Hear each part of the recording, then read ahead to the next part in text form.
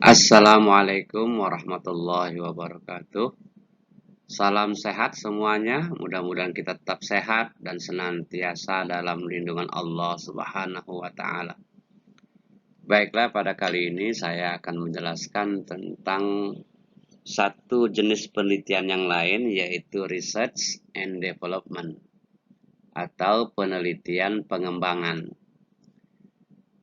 Penelitian pengembangan ini awalnya dilaksanakan atau dikembangkan oleh satu perusahaan, di mana biasanya perusahaan itu selalu melakukan inovasi-inovasi dalam produknya. Maka research and development awalnya dikembangkan oleh pada perusahaan-perusahaan tertentu yang melahirkan satu inovasi-inovasi produk. Maka dengan kata lain, penelitian dan pengembangan ini juga sering disebut dengan penelitian inovatif. Baiklah, kita awali dengan pengertian apa sih sebenarnya research and development itu. Menurut Sugiono tahun 2009, research and development adalah metode penelitian yang digunakan untuk menghasilkan produk tertentu dan menguji keefektifan metode tersebut.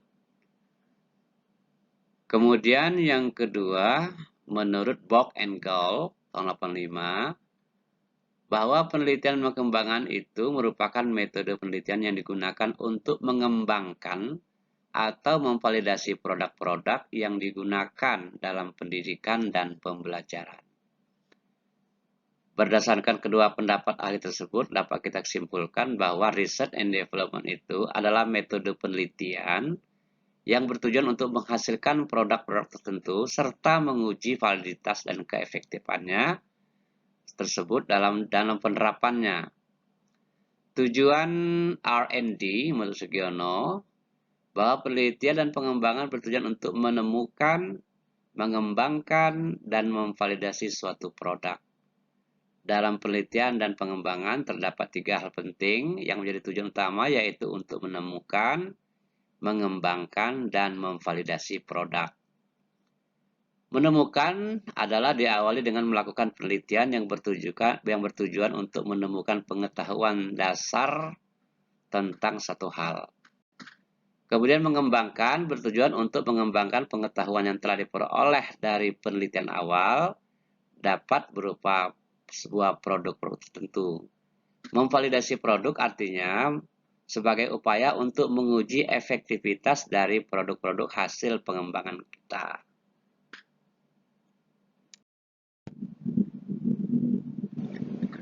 Kembali kepada Sugiono, produk-produk pendidikan yang dihasilkan bisa berupa kurikulum yang spesifik untuk keperluan pendidikan tertentu, media pendidikan, metode mengajar, buku ajar, modul, model uji kompetensi, sistem evaluasi, kompetensi tenaga kependidikan, penataan ruang kelas untuk penerapan model pembelajaran tertentu, model manajemen, model unit produksi, sistem pembinaan, sistem penggajian pegawai, dan lain-lain. Sementara menurut Sukmadinata, bahwa penelitian dan pengembangan adalah suatu pendekatan penelitian untuk menghasilkan suatu produk baru atau menyempurnakan produk yang sudah ada. Produk yang dihasilkan dapat berbentuk hardware maupun software. Produk software misalnya seperti program untuk pengolahan data, perpustakaan atau laboratorium, pembelajaran di kelas, ataupun model-model pendidikan, pembelajaran pelatihan, evaluasi, bimbingan, manajemen, dan lain sebagainya. Sedangkan produk hardware-nya bisa berupa modul, buku paket, alat bantu pembelajaran yang ada di kelas dan laboratorium, atau program pembelajaran. Penelitian dan pengembangan ini tidak sama dengan penelitian biasa yang hanya menghasilkan saran-saran bagi perbaikan. Penelitian dan pengembangan ini menghasilkan suatu produk yang bisa langsung digunakan. Model-model R&D, sesungguhnya banyak sekali model-model atau pola penelitian pengembangan yang dikemukakan oleh para ahli. Namun dalam hal ini saya hanya akan menyajikan dua model saja. Yang pertama model Borg and Gall, yang kedua model yang dikembangkan oleh Sugiono. Model-model R&D ini adalah menunjukkan langkah-langkah pelaksanaan penelitian dan pengembangan. Menurut Borg and Gall, ada 10 langkah penelitian pengembangan.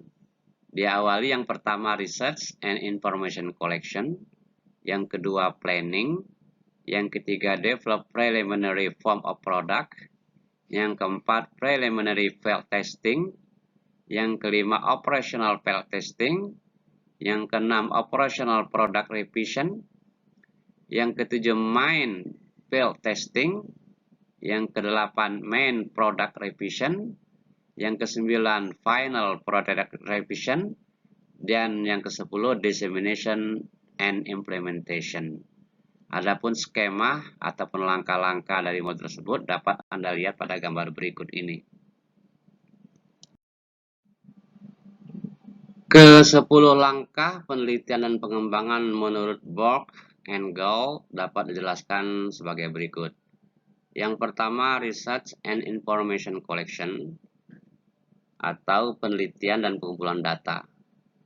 Langkah pertama ini mencakup analisis kebutuhan, penelitian pustaka, penelitian literatur, penelitian skala kecil, dan standar laporan yang diperlukan. Untuk menjalankan analisis kebutuhan, terdapat beberapa kriteria yang berhubungan dengan urgensi pengembangan produk dan pengembangan produk itu sendiri. Juga ketersediaan SDM yang kompeten dan kecukupan waktu guna pengembangannya.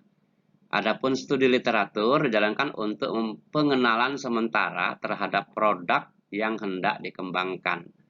Dan hal ini dilaksanakan untuk mengumpulkan temuan riset dan informasi lain yang berkaitan dengan pengembangan produk yang telah Anda rencanakan. Sedangkan riset skala kecil perlu dijalankan supaya peneliti mengetahui beberapa hal tentang produk yang hendak dikembangkan. Yang kedua, planning atau perencanaan, yaitu merupakan proses penyusunan rencana penelitian yang meliputi kemampuan-kemampuan yang dibutuhkan dalam melaksanakan penelitian, rumusan tujuan yang akan dicapai melalui penelitian tersebut, desain atau langkah-langkah penelitian, serta kemungkinan pengujian dalam ruang lingkup yang terbatas. Langkah yang ketiga yaitu develop preliminary form of product atau pengembangan draft produk awal, yaitu merupakan langkah yang tidak kalah penting. Pada langkah ini meliputi kegiatan penentuan desain produk yang hendak dikembangkan, penentuan sarana dan prasarana penelitian yang diperlukan selama kegiatan atau proses penelitian dan pengembangan, penentuan tahap-tahap pelaksanaan pengujian desain di lapangan, dan penentuan deskripsi tugas dari pihak-pihak yang ikut terlibat dalam penelitian ini. Termasuk juga dalamnya antara lain pengembangan bahan pembelajaran, proses pembelajaran, serta instrumen-instrumen evaluasi. Langkah yang keempat, preliminary field testing atau uji coba lapangan awal, maksudnya uji coba pertama. Langkah ini merupakan langkah pengujian produk yang telah dihasilkan secara terbatas, yakni melakukan uji coba lapangan tingkat pertama atau awal terhadap desain produk yang sifatnya terbatas, baik itu substansi desainnya maupun pihak-pihak yang ikut terlibat. Uji lapangan awal dilaksanakan secara berulang-ulang sehingga dapat memperoleh desain yang layak, baik itu substansinya ataupun metodologinya. Misalnya ujian dilaksanakan di 1 sampai dengan 3 sekolah, menggunakan 6 hingga 12 subjek uji coba, yaitu guru. Selama uji coba harus dilaksanakan pengamatan atau observasi, wawancara, dan juga pengedaran angket mengenai kelayakan desain produk tadi. Hasil dari pengumpulan data itu melalui kuesioner dan observasi selanjutnya dilakukan analisis. Langkah yang kelima yaitu main product revision atau revisi hasil uji coba. Setelah mendapatkan hasil uji coba di lapangan awal, maka langkah selanjutnya adalah revisi hasil uji coba. Langkah revisi hasil uji coba merupakan langkah perbaikan model atau desain berdasarkan hasil uji coba lapangan terbatas. Penyempurnaan produk awal akan dilaksanakan sesudah dilaksanakan uji coba lapangan secara terbatas. Pada tahap penyempurnaan produk awal tersebut, lebih baik dilaksanakan dengan pendekatan kualitatif. Evaluasi yang dilaksanakan lebih pada evaluasi terhadap proses, sehingga perbaikan yang dilaksanakan lebih pada hal yang bersifat perbaikan internal. Langkah yang keenam yaitu main field testing atau uji coba produk utama. Langkah uji coba lapangan produk utama ini merupakan uji produk yang dilakukan secara lebih fokus terhadap hal yang meliputi uji efektivitas desain produk. Uji efektivitas desain umumnya langkah memakai teknik eksperimen model pengulangan. Hasil dari pengujian pada tahap ini yaitu diperolehnya desain yang efektif, baik itu dari sisi substansi maupun dari sisi metodologi. Misalnya, uji coba ini dilakukan di 5-15 sekolah dengan subjek sebanyak 30 dengan 100 orang guru. Pengumpulan data mengenai dampak sebelum dan sudah implementasi produk memakai kelas khusus, yaitu data kuantitatif, penampilan subjek uji coba yaitu guru, sebelum dan sesudah menerapkan model yang diuji cobakan. Hasil-hasil dari pengumpulan data ini selanjutnya dievaluasi dan bila memungkinkan dibandingkan dengan hasil dari kelompok pembanding. Langkah yang ketujuh, operational product revision atau revisi produk, yaitu merupakan penyempurnaan produk atas hasil uji coba lapangan berdasarkan masukan dan hasil uji coba lapangan utama. Jadi perbaikan kali ini merupakan perbaikan yang kedua sesudah dilaksanakannya uji lapangan yang lebih luas daripada uji lapangan yang pertama. Penyempurnaan produk dari hasil uji lapangan lebih luas ini akan membuat produk yang dikembangkan menjadi lebih mantap karena pada tahap uji coba lapangan sebelumnya telah dilaksanakan dengan adanya kelompok kontrol. Desain yang dipakai adalah desain pretest dan posttest. Di samping perbaikan yang bersifat internal, penyempurnaan produk ini juga berdasarkan pada evaluasi hasil sehingga pendekatan yang dipakai adalah pendekatan kuantitatif. Selanjutnya, langkah yang ke-8, operational field testing atau uji coba lapangan skala luas atau uji kelayakan. Pada langkah ini sebaiknya dilaksanakan dengan skala yang lebih besar karena meliputi uji efektivitas dan adaptabilitas desain produk. Dan uji efektivitas dan adaptabilitas desain yang melibatkan para calon pemakai produk tersebut. Hasil dari uji coba lapangan berupa model desain yang sudah disiapkan dan diterapkan, baik dari sisi substansi maupun metodologinya. Misalnya uji coba yang dilaksanakan di 10 sampai dengan 30 sekolah dengan subjek sebanyak 40 sampai dengan 200 guru. Pengujian ini dilakukan melalui angket, wawancara, dan observasi dan hal yang kemudian hasilnya dianalisis.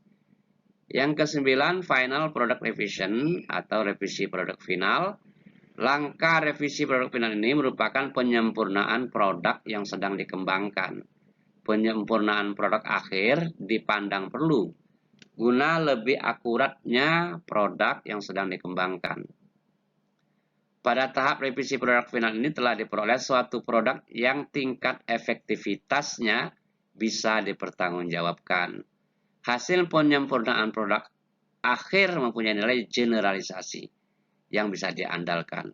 Penyempurnaan ini didasarkan atas masukan atau hasil uji kelayakan dalam skala luas. Yang ke-10 atau langkah terakhir yaitu dissemination and implementation, yaitu diseminasi dan implementasi. Diseminasi dan implementasi merupakan tahap pelaporan produk kepada forum-forum profesional di dalam jurnal dan implementasi produk pada praktek pendidikan. Penerbitan produk untuk didistribusikan secara komersial maupun free guna dimanfaatkan oleh pihak luar atau publik. Distribusi produk haruslah dilaksanakan sesudah melalui quality control. Selain itu juga harus dilakukan monitoring terhadap pemanfaat produk oleh publik guna mendapatkan masukan dalam rangka mengendalikan kualitas produk. Selanjutnya, Research and Development Model Sugiono. Menurut Sugiono, langkah-langkah dalam penelitian R&D itu juga terdiri dari 10 langkah. Yang pertama, potensi dan masalah. Yang kedua, pengumpulan data. Yang ketiga, desain produk. Yang keempat, validasi desain. Yang kelima, revisi desain. Yang keenam, uji coba produk. Yang ketujuh, revisi produk. Yang kedelapan, uji coba pemakaian. Yang kesembilan, revisi produk. Dan 10, produksi massal. Secara skematik, langkah-langkah tersebut dapat diperhatikan pada gambar di bawah ini. Berikut ini adalah penjelasan dari 10 langkah Research and Development yang dikembangkan oleh Sugiono. Yang pertama, potensi dan masalah. Penelitian selalu bermula dari adanya potensi atau masalah. Potensi merupakan segala sesuatu yang jika didaya gunakan akan mempunyai nilai tambah. Masalah juga dapat diubah menjadi sebagai potensi apabila peneliti bisa mendaya gunakan masalah tersebut. Masalah akan terjadi bila ada penyimpangan antara yang diharapkan dengan keadaan yang terjadi. Masalah ini bisa diatasi melalui R&D, yaitu dengan cara menelitinya. Sehingga bisa ditemukan suatu model, sistem, atau pola penanganan terpadu yang efektif yang bisa dipakai untuk mengatasi masalah tersebut.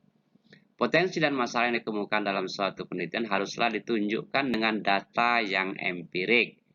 Data tentang potensi dan masalah tidak harus dicari sendiri, akan tetapi bisa juga berdasarkan laporan penelitian orang lain maupun dari dokumentasi laporan kegiatan yang berasal dari perorangan atau lembaga atau instansi tertentu yang masih up to date. Langkah yang kedua, mengumpulkan informasi. Sesudah potensi dan masalah bisa ditunjukkan secara faktual dan up to date, langkah berikutnya adalah mengumpulkan berbagai informasi dan studi literatur yang bisa dipakai sebagai bahan guna merencanakan membuat produk tertentu yang diharapkan bisa mengatasi masalah tersebut.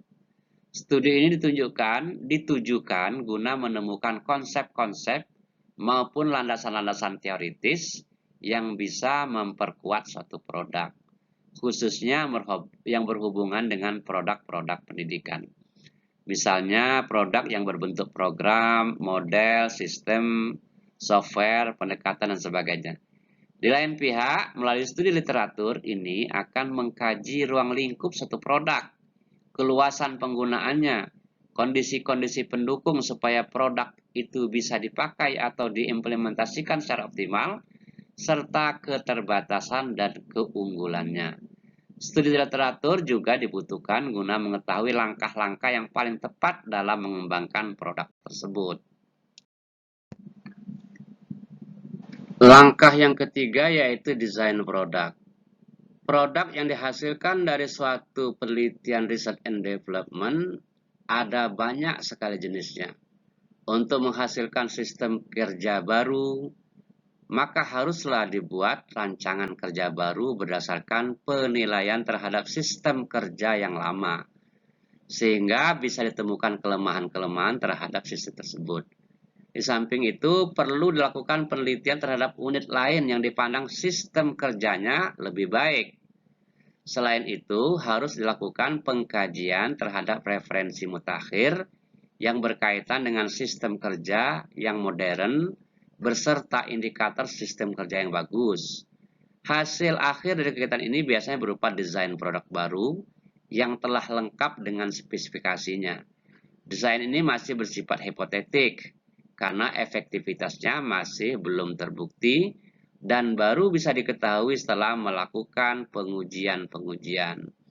Desain produk haruslah diwujudkan ke dalam bentuk gambar atau bagan, sehingga bisa dipakai sebagai pegangan guna menilai dan membuatnya, serta akan memudahkan pihak lain untuk lebih mudah memahaminya.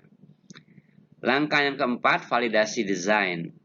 Validasi desain adalah satu proses kegiatan yang bertujuan untuk menilai apakah rancangan produk, dalam hal ini sistem kerja baru, secara rasional akan lebih efektif daripada sistem kerja yang lama. Dikatakan secara rasional karena validasi pada tahap ini masih bersifat penilaian berdasarkan pemikiran rasional, belum berdasarkan fakta lapangan. Validasi produk bisa dijalankan dengan cara menghadirkan beberapa ahli atau pakar yang sudah berpengalaman memberikan penilaian terhadap produk baru yang dirancang tersebut. Setiap pakar diminta untuk memberikan nilai desain baru tersebut, sehingga langkah selanjutnya bisa diketahui kekuatan dan kelemahannya. Validasi desain bisa dijalankan pada sebuah forum diskusi. Sebelum berdiskusi, peneliti mempresentasikan proses penelitian sampai ditemukan desain tersebut, beserta dengan keunggulan-keunggulannya. Langkah yang ketujuh adalah perbaikan desain. Sesudah desain produk jadi, divalidasi melalui diskusi bersama pakar dan para ahli, maka akan bisa diketahui kelemahan-kelemahannya. Kelemahan tersebut kemudian dicoba untuk dikurangi dengan jalan memperbaiki desain tersebut. Yang bertugas memperbaiki desain adalah peneliti yang akan menghasilkan produk tersebut. Langkah yang keenam yaitu uji coba produk. Desain produk yang sudah dibuat tidak dapat langsung diuji cobakan terlebih dahulu, akan tetapi harus dibuat terlebih dahulu hingga menghasilkan produk, dan produk itulah yang kemudian nanti akan diuji cobakan. Pengujian bisa dilaksanakan melalui eksperimen, yaitu membandingkan efektivitas dan efisiensi sistem kerja yang lama dengan sistem kerja yang baru. Yang ketujuh, revisi produk. Pengujian produk terhadap sampel yang terbatas tersebut dapat menunjukkan bahwa kinerja sistem kerja yang baru ternyata lebih baik bila dibandingkan dengan sistem kerja yang lama. Perbedaan yang sangat signifikan sehingga sistem kerja baru tersebut bisa diterapkan atau diberlakukan.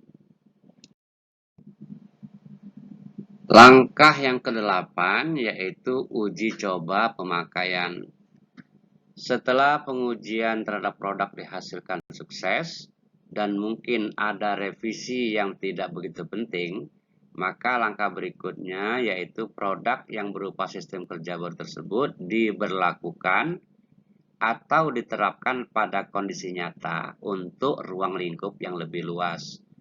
Dalam pengoperasian sistem kerja baru tersebut, tetap harus dinilai hambatan atau kekurangan yang muncul guna dilakukan perbaikan selanjutnya.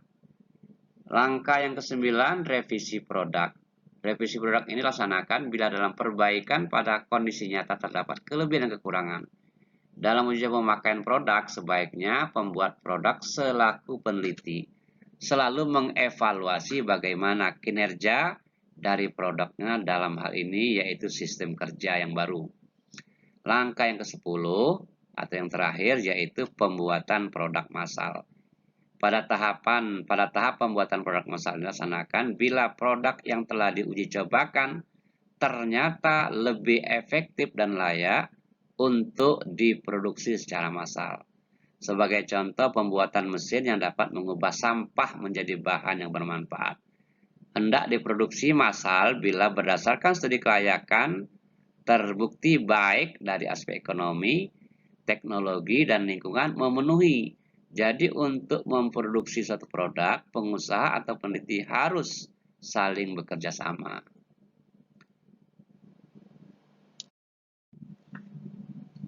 Demikianlah penjelasan secara ringkas.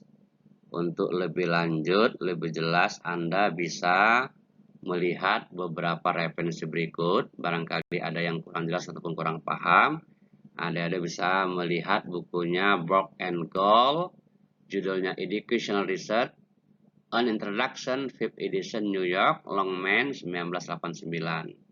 Atau buku Gufron, Pendekatan Penelitian dan Pengembangan di Bidang Pendidikan dan Pembelajaran. Atau bukunya Sugiono dengan judul Metode Penelitian Pendidikan, Pendekatan Kuantitatif dan Kualitatif, dan Research and Development. Yang terakhir bukunya Sukma Dinata dan Nana Saudeh dengan judulnya Metode Penelitian Pendidikan, diterbitkan di Bandung oleh PT Remaja Karya tahun 2008. Demikianlah pembahasan kita pada hari ini, mudah-mudahan bermanfaat. Salam sehat, tetap semangat. Wassalamualaikum warahmatullahi wabarakatuh.